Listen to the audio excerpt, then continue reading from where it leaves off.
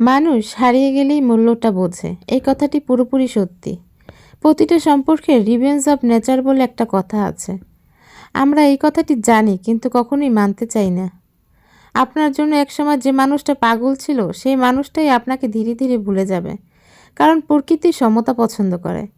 নিজেকে ঢেলে যে ভালোবাসতে জানে তাকে সম্পর্কে থাকা অবস্থায় মূল্যায়ন করলে আপনার হয়তোবা তাকে হারাতে হতো না। একটা মানুষ দিনের পর দিন আপনাকে বোঝাতে থাকবে সে আপনার কাছ থেকে সময় এবং কেয়ার চায়, আপনার নিকট খুব সামান্যই চাওয়া তার। তখন তাকে মূল্যায়নটুকু করুন, দেখবেন তাকে সুখী করা অনেক বড় কিছু না। কিন্তু আপনাকে যে ভালোবেসে তার সময় ও কেয়ার দিয়ে আগলে ধরে, আপনার খোঁজ নেয় তার প্রচণ্ড ব্যস্ততায়ও, সে আপনাকে সত্যিই ভালোবাসে। সেই মানুষটার কাছে আপনি অনেক মূল্যবান, সেজন্য আপনার জন্য নিজের অবসর সময় বের করে নেয়। এমন নয় যে সে সত্যিই অবসর সময় থাকে। তারও সোশ্যাল অ্যাক্টিভিটি আছে, তারও সংসার ও জীবনধর্ম পালন করতে হয়। আপনি হয়তো বা জানবেনই না, তার জন্য কেউ না কেউ এভাবেই অপেক্ষামান।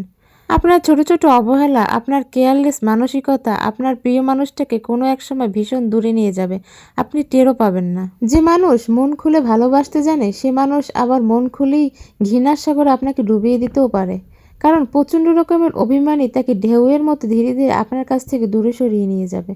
যখন বুঝতে পারবেন তখন কিছুই করার থাকবে না।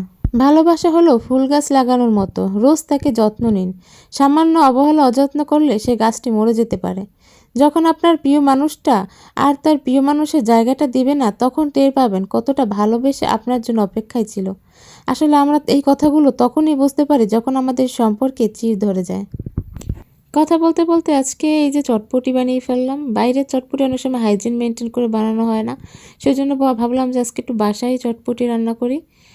তো এই যে চটপটি থেকে আমি এখানে মশলা দেওয়ার আগে এখানে 2 চামচের মতো চটপটি উঠিয়ে রাখছি। আচ্ছা বলুন তো আমি কিসের জন্য এই চটপটিটা উঠিয়ে রাখছি? দাঁড়ান একটু পরেই বলছি। তার আগে মশলাটা দিয়ে নেই।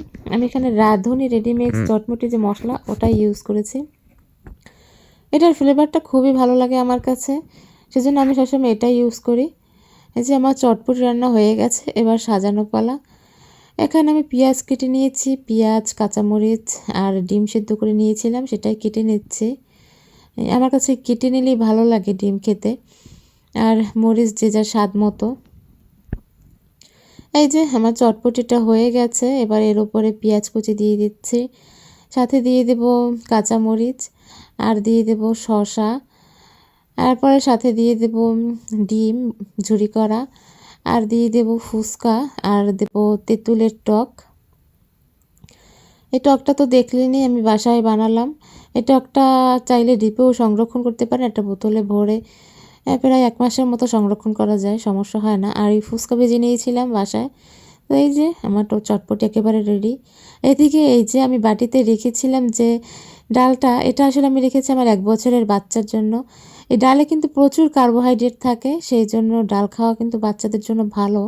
তাই ভাবলাম যে ওর জন্য একটা চটপটি রেডি করে ফেলি, তাই শসা ডিম দিয়ে একটা চটপটি রেডি করে ফেললাম। যাই হোক, আমার চটপটি একেবারে রেডি। তো কেমন হয়েছে আমার চটপটি সেটা অবশ্যই জানাবেন।